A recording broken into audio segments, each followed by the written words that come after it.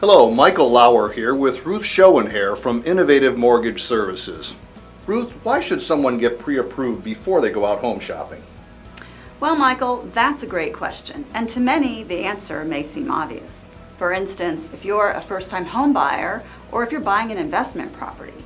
In these cases, folks may have no idea what to expect, so getting pre-approved early on is a given. But what's scary is the number of people who think they know what to expect and then forge ahead only to be disappointed later on. You see, in today's lending climate, everything has tightened. Stipulations have become so sensitive, and it's vital to be positively positioned. Positively positioned. I like that, Ruth. Can you give me an example of what you mean? I'm talking about how and when to transfer money, how to handle gift funds, and things like ways to potentially raise your credit score. I believe, even for the experienced home buyer, getting pre-approved before shopping is important. Here's an example of something I've been seeing more and more lately, and it even affects the A-plus borrower. It's called account in dispute. Let's say your credit card company erroneously marks your payment late. Rightfully, you would dispute that until the situation was resolved.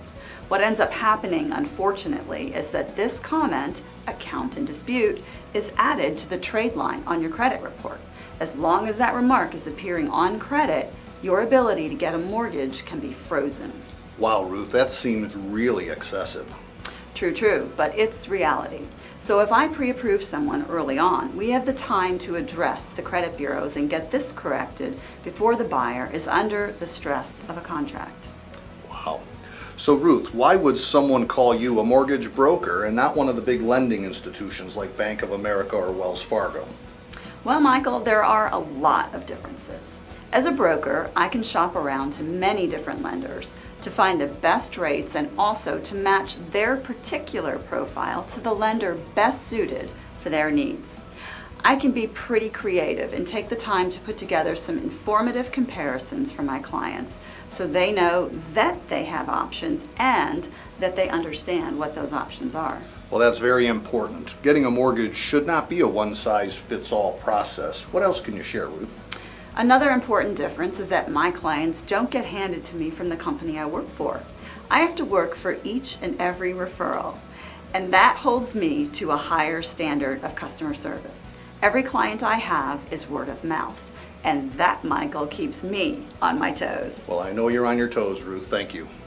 And when you're buying a home, do you want an 800 number, or do you want to know that if you needed to reach me on the weekend, that you'd have access to my cell number?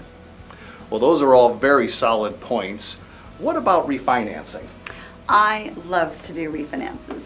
And I also have several very aggressive lending outlets that offer the HARP program to the highest loan-to-values available. I find it fun to map out the pros and the cons in black and white. Now that sounds really good, Ruth. How do you do that? Well, I work up a break-even analysis, and I also do a comparative amortization schedule when necessary. And of course, I find out what my clients' long and short-term goals are so that I can be a good advisor, weighing all aspects. After all, for many folks, their home is their biggest investment. You're right about that, Ruth. Well, Ruth, I know you have many years' experience in this industry, and you've certainly seen a lot of changes. Working with several different lenders has also got to give you a wide perspective on what is available and how to get it. I know as an industry professional, I can wholeheartedly recommend you. Thank you for being here today. Well, Michael, you're a very gracious host. I thank you. And remember, put a T before Ruth for your mortgage truth.